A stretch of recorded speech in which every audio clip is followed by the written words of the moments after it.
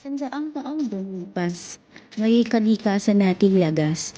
Mga punong kahoy noon ay nakatayo, ngaya'y tayo'y dito nakaupo. Mga gubat noong di madaanan, ngaya'y puno na ng tahanan. Ang bukirin sadya ang ganda, ngaya'y puno ng lantang basura. Kailan ba natin mapupuna? Tayo sa kalikasi walang awa. Siguro, kung siya'y may salita, sasabihin niya tayo'y walang hiya.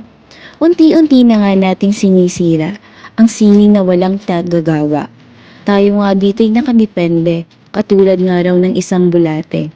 Polusyon galing sa mga sasakyan, mula sa pabrika at pagawaan, dinudumihan ng tubig natin, pati na ang hanging hinihinga natin.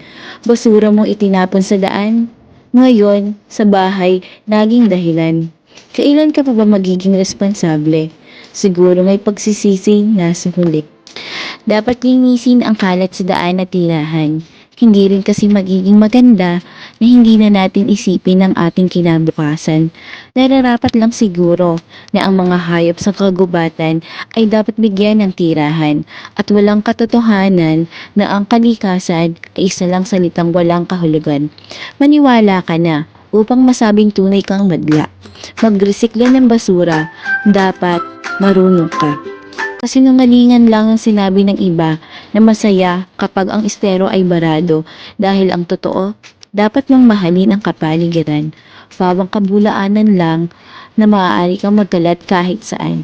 Pwede mong kalbuhin ang kagubatan. Yan ang salitang hindi mo dapat pakinggan. Pangalagaan natin ang inang kalikasan.